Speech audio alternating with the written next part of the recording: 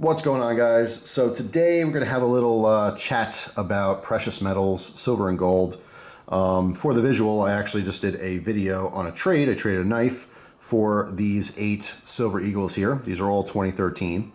And that's just going to be a visual because I'm talking about silver. So we're going to zoom in on that so you have something to stare at while I'm just chatting away.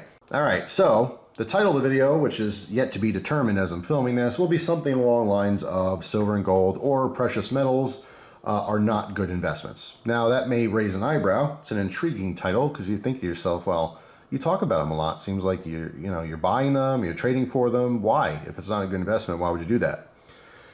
Well, I have to start from the beginning because when I first got into collecting silver, my mindset was very different than it is now. I was a little bit of a younger guy. I didn't know as much about the hobby of stacking. And, just as you get older, sometimes your opinions change on things. So when I first hit it, I hit it hard. I loved silver. I tried to get as cheap as possible. And I did, in fact, see it as an investment. The idea was to buy and trade as much as possible at a low price. And then when the price goes up, sell it. And you make money. It's really simple. It's simple logic. Buy it cheap, sell it for more. It's how stocks work. It's how a lot of investments work pretty much anywhere. Real estate, I mean, you name it. You're trying to get something for a little bit of money and sell it when it's worth a lot of money. And therefore you make money on it. That's an investment, right? Now, I have to say, after learning, again, years later, learning about the stock market, getting into cryptocurrency, reading about real investments, savings, people talking about their retirement, what they're doing to save for their retirement, I've learned a lot over the years. I've really educated myself on what an investment really is.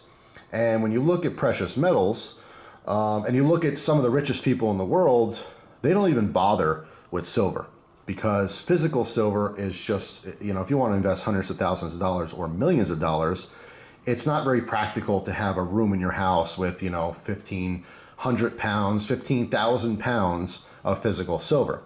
So when you see rich people investing in precious metals, it's pretty much gold.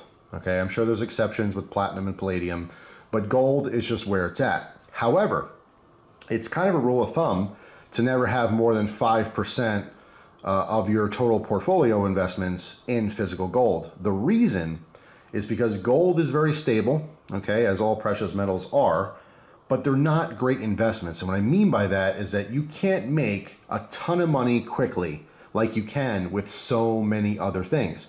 Even something like the stock market, if you get into an index like the S&P 500 or something, that consistently goes up. It's not fast. It's not an overnight. It's not a crypto thing. Cryptocurrency is a whole new ball of wax because people are making a buttload of money in a very short period of time, and it's extremely volatile.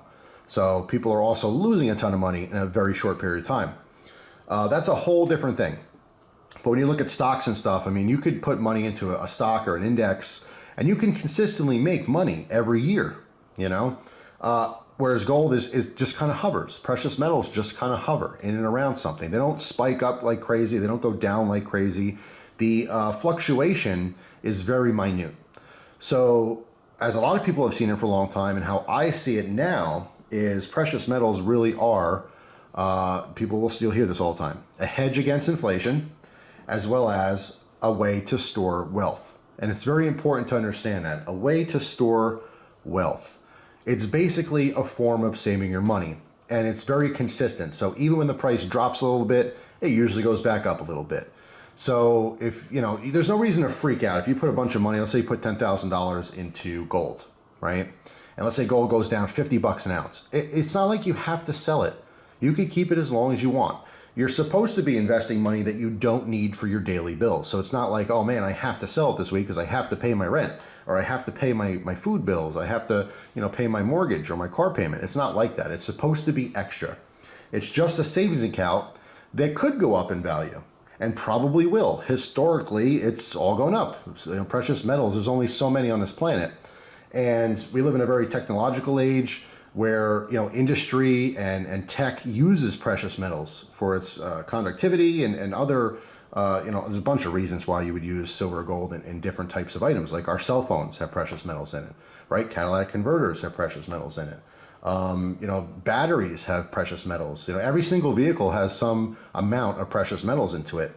And especially since, the whole country is trying to move, well, at least the powers to be anyway, I shouldn't say the whole country, but they're trying to move into this future of electric cars and stuff. That's going to need more precious metals. There's only so much of it on Earth, and there's only so much that can be mined.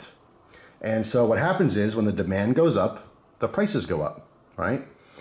Now, I have to say, everything that I've known and learned about this, when there's inflation, which we do have all-time highs, like 30, 40-year highs for inflation right now, and we live in a crazy time.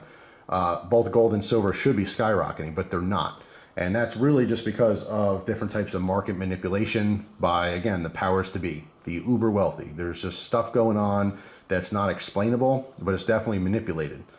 But regardless of whether the price goes up or down, it's steady. It's always worth something. It's always been worth something. The paper in your wallets and your purses, whoever's watching this video, that's just a promise from the government. I've mentioned this many times. Fiat currency, man-made money, is just a promise, and it's not backed by anything anymore.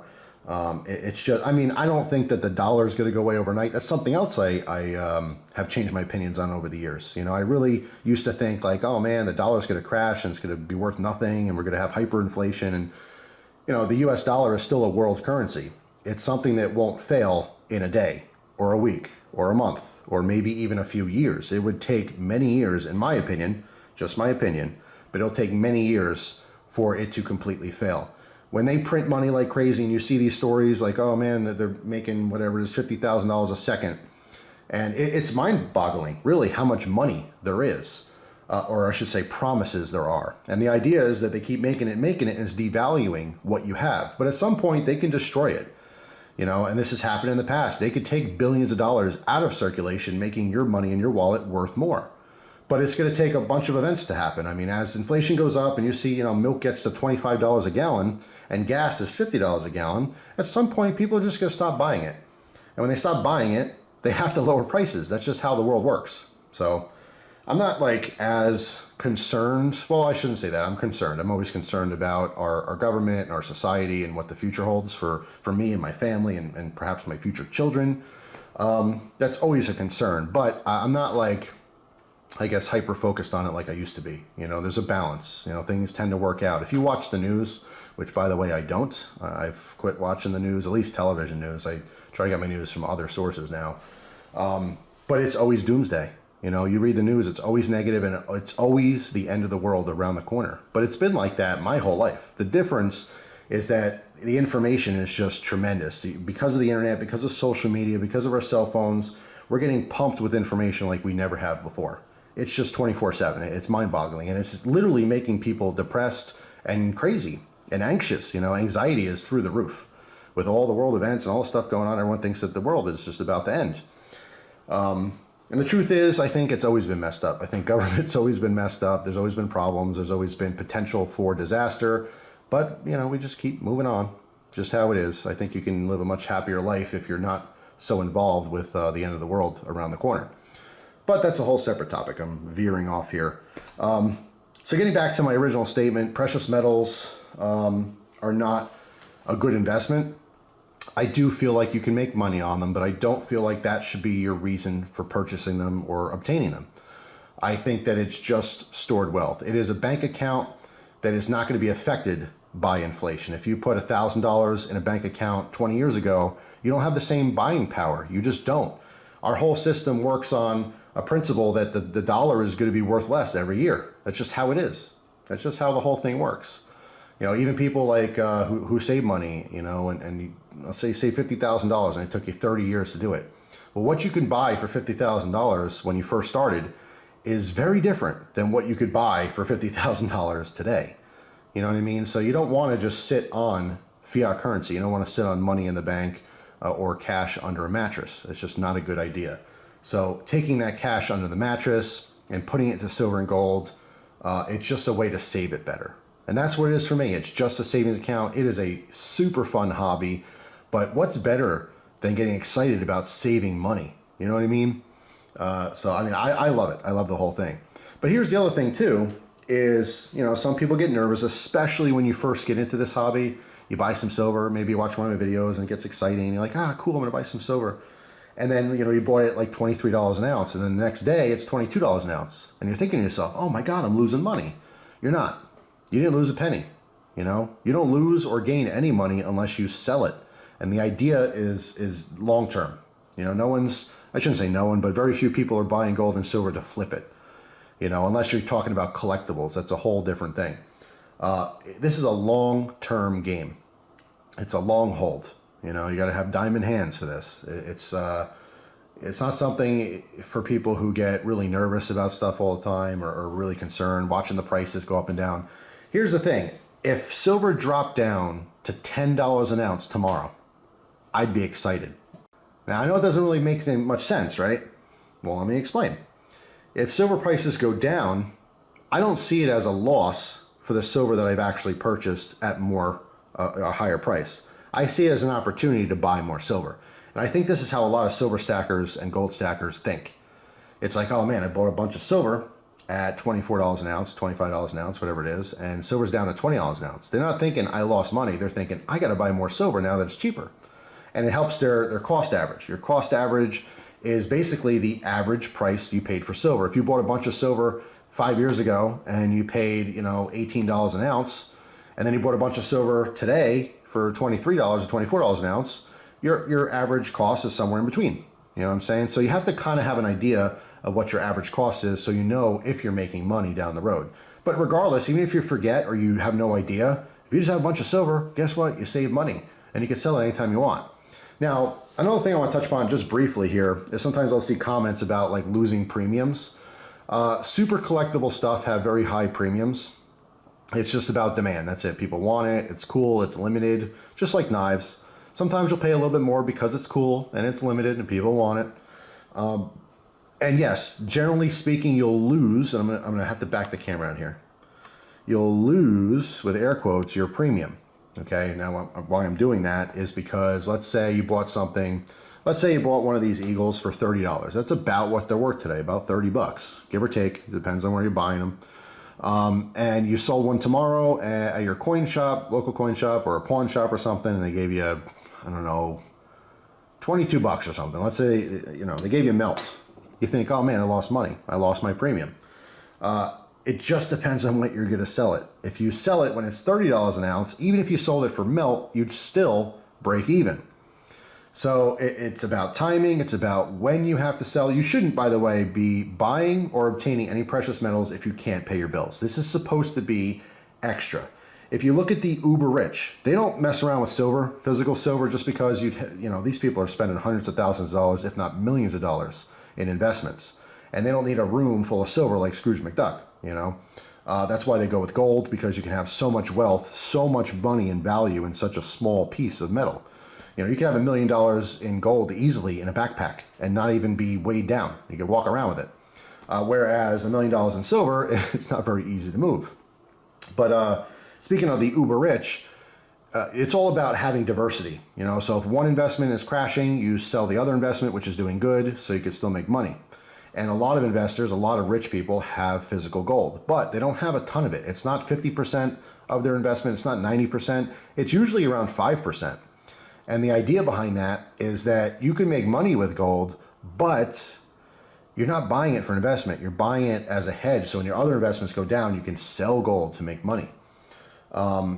It just doesn't move fast enough. Look at today. I mean, it's a whole different thing with cryptocurrency. You can make $1 million, depending on how much you're spending. You can make $1 million in a week if you get lucky. It's really like playing the lotto. For some people, other people, they research to death day and night, 24/7, looking at, numbers and stuff, and you have probability of what should happen. But crypto is so volatile, there's just no rhyme or reason behind it. Sometimes it's supposed to go up and it doesn't, or it's supposed to come down and it doesn't, for whatever reason. And there's a lot of factors there. Some celebrity could mention something. Elon Musk could say something on Twitter, and all of a sudden it changes the price. It's unlike anything anyone's ever seen before, compared to like the stock market or other classic, investments. That's different. You don't get into gold to become a millionaire. You don't get into silver to become a millionaire. You get into these metals to, obviously you want to make money in the end, but really you're just setting money aside. You're saving it. At some point in life, maybe you just want to retire and you cash out. Maybe you want to take a big risk. Maybe you sell all your silver and gold and you put it into something like crypto, or you put it into something, you know, like a stock or an index that you know is going to do good or whatever, or you think is going to do good. But the whole idea is gold is just like some of the indexes where it's a slow, I gotta give you the visual here with my hands. It's a slow rise in value. Crypto is like just super high, super low, super high, super low, steady for 2 days. You're feeling good. It's going up. You're feeling great. It crashed. Now you're sweating bullets like you lost all your money. But just like crypto, just like the stock market, just like precious metals, you don't win money and you don't lose money unless you sell it. So it's not for the faint of heart. It can definitely be nerve-wracking getting into all these different things. But for me, you know, silver and gold it doesn't make me worried. You know, when I get up in the morning, I look at stock prices, I look at cryptos, and that could be anything. But as far as gold and silver, those fluctuations are minute. Okay, if it goes down a little bit, it comes back up a little bit. But historically, it has gone up and up and up. It's a slow climb. It's just like some people who put money in, let's say, like the S&P 500 for retirement. They, you know, a little bit here, a little bit there. It slowly grows. It's slowly going on an up ramp. And there's no reason for it to crash. But even like during the pandemic, when those things went, they bounced right back. They came right back up. You can't panic. But again, with silver and gold, it's just way less stressful. That's all it is. It's a way to save money. If you want to make a bunch of money investing in something, this is not it. Because this is a slow game. It's a very slow game for a very long time. And people don't have patience for that. Okay, so you want to make a bunch of money, you got to go down to Vegas and throw it all on black on a roulette table, or play some cryptos, whatever's more fun to you. But that's such a volatile situation that there's massive swings in either direction, and you can come out on top or way on the bottom. But anyway, I just want to touch upon this a little bit for the people who are maybe new to silver and stuff, and just also express my feelings how things have changed. I used to see it as an investment. I got very, very lucky. When I first got interested into silver, I bought silver, and I bought a bunch of it at anywhere from $15 to $18 an ounce. And then it went berserk. It went all the way up to almost $50 an ounce, like 49 and change, I believe. And I sold a ton of it at like 40, low 40s, I think, 42, 43, something like that. This is obviously years back. I'm giving you some rough numbers here, but I made a ton of money, and I took that money. This is when I was living with my family. And I was an adult, and it was definitely time for me to spread my wings and move on and start my own life. And silver was the reason I was able to do that. I literally made out big on silver, got my first house, and started my life. And it was amazing. And that's why I always have a special feeling in my heart for this stuff, because it literally got my life started. It was incredible timing. It may never happen again for some people, and you know, a bunch of people got excited and they were buying a bunch of silver at the high prices. Some people have, you know, hundreds of ounces or dozens of ounces of silver when it was $35, $40, $45, $47, and they have to wait and wait and wait until those prices get back up there someday to make money on it, you know, or at least break even. And then there's other people who have thousands of ounces of silver when it was $8, you know, so it takes all kinds. But I just feel like this stuff doesn't go down. It just slowly creeps up and up and up and up with time. So I do feel like it's a good investment. And when I say that very loosely, because when I say investment, I just mean you're not going to lose money quickly or easily. It's very, very stable. And if anything, you will make money if you have patience. But it might take a lifetime. Who knows? It might take a month. It might take a whole lifetime. It might be 40, 50 years. Who knows? But it's fun. It is fun, and it is real treasure. This is real treasure sitting in front of me. I wish these were all gold coins. I'm not on that level. I don't have that kind of money to invest. But if I did, these would be all gold coins. And like I said, I'd be sitting here like Scrooge McDuck, just playing with it, just looking at it. It's shiny. It's shiny stuff, and I absolutely love it. I'm addicted, totally addicted. I've just been heavily focused on it lately, and just trying to creep up little at a time. I'll tell you my goal. My goal for silver is 1,000 ounces. That has not changed. I've had that same goal for a couple of years now. I'm nowhere near it. But one day when I do reach 1,000 ounces, I'm quitting silver cold turkey for a while and focusing on gold until I reach my gold goal. It really just has to do with the idea that if things went completely south, it's harder to move bulk silver. I think 1,000 troy ounces of silver is somewhere around 70 pounds, 70 regular pounds. You know, which doesn't sound like all that much, but if you have to be on the move, on the foot, you know, you're going to carry around 70 pounds worth of silver on your back? Probably not. You'd probably carry 40 or 50 pounds worth of ammo and guns. You know, so it's just one of those things where I don't want to have that much. I'd rather have gold. It's just easier. It's even easier to move and sell than silver, in my opinion, because everyone wants gold, and then some people want silver. But just one of those things. So I just want to have a little conversation about it. If you're new to this whole thing, it might seem a little intimidating. Just educate yourself. Watch lots of videos. There's some amazing silver channels on here. Everything you could possibly have a question for is answered. You just have to watch the videos and get the information. You have to soak it in. So it's an exciting idea and venture to you. Watch those channels and just learn. I learn things all the time. I watch a lot of different silver and gold channels. And in the future, I'll probably do shout outs and stuff, or at least do a video mentioning the ones that I watch. But there's a ton. There's a ton on here, and I feel like there's plenty that I haven't seen that I know I'm going to love when I do discover them. But it's just fascinating. It's a fun hobby. It's really exciting, and there's just a lot of personal gratification knowing that I'm saving money. You know, people spend all kinds of hobbies, and you spend so much money on bull crap. I mean, think about it, everyday life. You're wasting so much money on stuff. And I'm not saying to sell everything you have and buy a bunch of silver. No, you should live life, and if there's a new game you want, cool. If you want to get the brand new iPhone that comes out, that's cool. Whatever brings you joy.